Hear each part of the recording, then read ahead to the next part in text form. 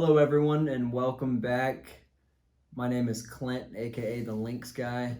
Appreciate everybody checking out my first video, and if you haven't, go ahead and check that out. It'll just give you a little rundown of why I did end up getting the Linx.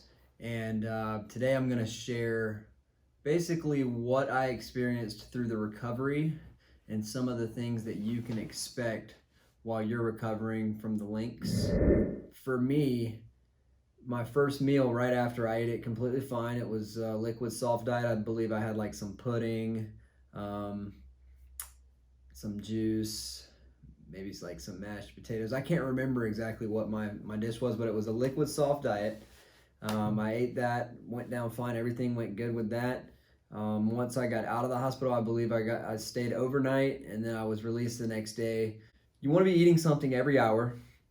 What I found helped me best through the entire process were bananas. Bananas, I don't think ever got stuck, and if they did, it was very minimal. And it usually slides right down. They're very easy to eat. They go down well, and they're good for you. So definitely bananas. I did eat some RX bars. You're gonna be chewing your food really well, and making sure you can get that down. Towards the end of my first week of recovery is when I started experiencing dysphagia, which is difficulty swallowing. What they call this first week is the honeymoon stage, which means you're probably gonna not really feel too much discomfort. Things may not be getting stuck like people said they would, but just keep in mind weeks 2 through 8 is the swelling stage. So what happens when they place this Linx around your esophagus, it goes there, and this new foreign object is being introduced to your body, and the esophagus will start to swell a little, and you can imagine that will just increase the pressure there. So that is where the dysphagia really peaks, is between weeks 2 and 8. There are different things that you can do to help with that, and I didn't find my technique out till later on. So basically like eating, chewing your food really well, swallowing it, and then taking some water right behind it and just gulping it for a few seconds. So that's actually what I found out when I was having difficulty getting food down. I tried a number of things, like taking a very deep breath and holding it would kind of, for some reason, the pressure I guess that created would kind of help force that down. I don't really recommend drinking iced drinks while you're trying to eat, because it does kind of tense up your body, the coldness. Warm water, or just room temperature water, or tea, or whatever you prefer to drink. Like, I love iced drinks. I love sweet tea that's on ice. I love Coke that's really cold. I love drinks to be cold, but I try to limit or drink very little of that while I'm trying to eat. It makes it tougher, so there's no reason for me to do that. I'm not saying that you're not going to be able to do that. I'm just saying that you'll find it makes it more difficult, and you should limit that. Warm drink or room temperature drink is going to be your best friends. So yeah, after these through these 2 to 8 weeks, you're going to experience most likely some dysphagia and some trouble swallowing. So just keep that in mind. Try to eat a lot of bananas, because they're going to be your easiest food to go down. I remember for the longest time I like to chug like water or Gatorade or certain drinks at certain times if I get really thirsty, and I couldn't do that for a while. If I try to drink too much, it would have that feeling of getting stuck during this stage of swelling. So you just have to be careful during that stage, and try to, find what works for you. But understand those things are probably going to happen. It's just part of the process, but it is a million times better than having heartburn. Dealing with this recovery is going to be hard, but a lot easier, and easier to live with than the latter, which is why I got this surgery in the first place. It slowly got better for me from like 2 weeks, or really like right at 4 or 5 days, all the way to 6 months for me. Now this wasn't constant, like every day, like trouble swallowing and all these different things, but it will happen, and it takes a certain amount of time for it to just pan out. And still to this day, I have to chew my food really well. I can pretty much eat whatever I want, but I have to watch. I have to make sure I'm not swallowing big chunks of food. If I'm eating a hamburger or a hot dog, I'm gonna eat it slower. I'm gonna eat smaller bites at a time, and I'm gonna use some sort of drink to help me make sure I get that down, because the getting stuck feeling is very annoying. It feels like just like a little pressure on your chest, and you just have to deal with it and do what you can to get it to go through and make it through that process. Those little things just remind me to slow down. And we're supposed to eat that way anyways. The dysphagia doesn't happen to everyone, but it happens to a large percent of people. But it is very common, and it does go away and get easier.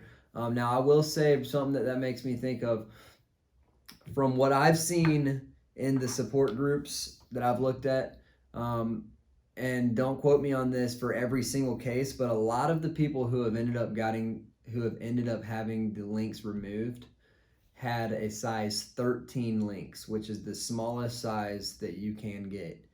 And I will say, from my experience, my surgeon, I asked him later on, I think at one of my appointments, I'm like, because I had read this in these groups, I'm like, people are getting it removed, and then I'm asking, like, what size did you have? And 13, and then 13, and 13. And I'm sure there's people with other numbers out there, but I don't think it's necessarily the 13 that's the problem.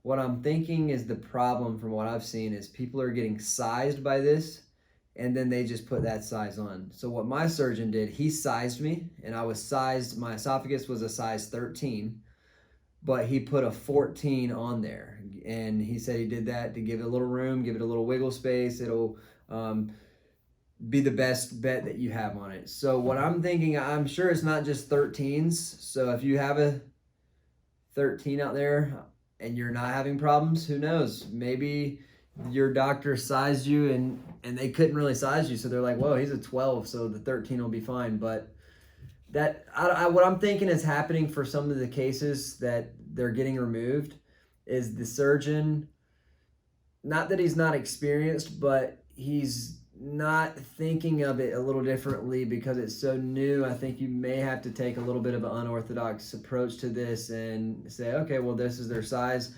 but we need to give it one more to give it some room. And I don't think that, I haven't had acid reflux since day one, so I know it's tight enough, but I know at the same time it's loose enough for me to eat.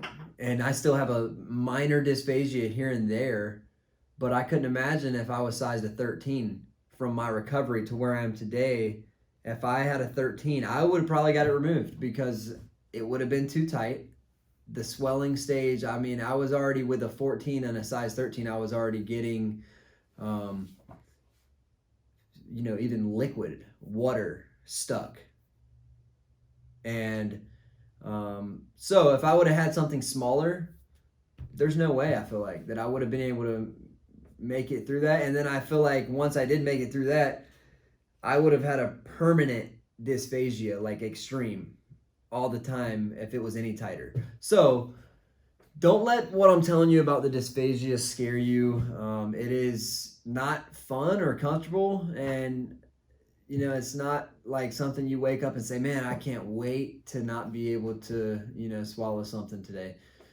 But what are the other options? Stay on medicine the rest of your life, end up getting osteoporosis from PPIs, or your kidneys fail, or you fall and break your leg.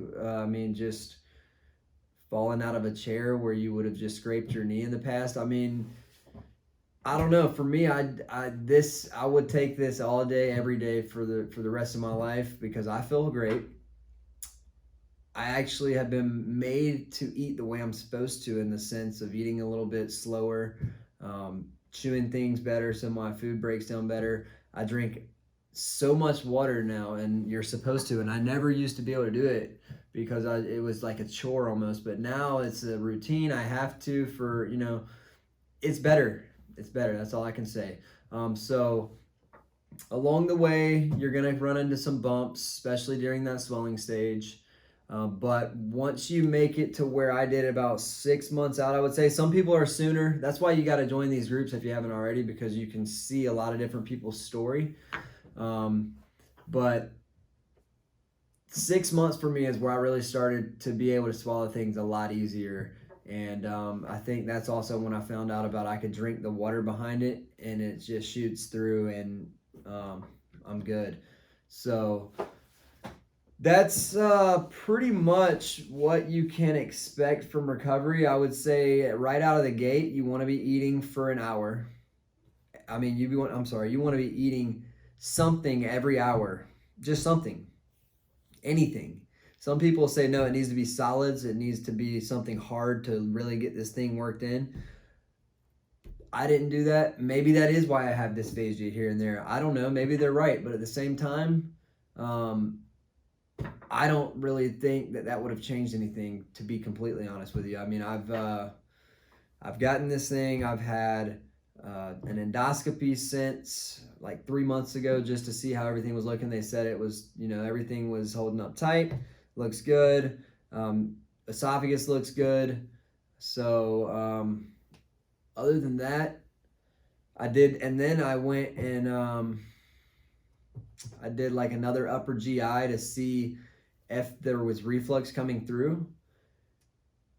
Nothing. I mean, there was one thing they said at one point of me doing all this turning and twisting in the upper GI, drinking the paste. They said I had what's called a trace reflux, and they told me that means, I was like, okay, well, I'm not really sure exactly what a trace reflux means. It sounds pretty minor, and they said, well, it's pretty much less reflux than an average person has. So obviously, it's doing its job.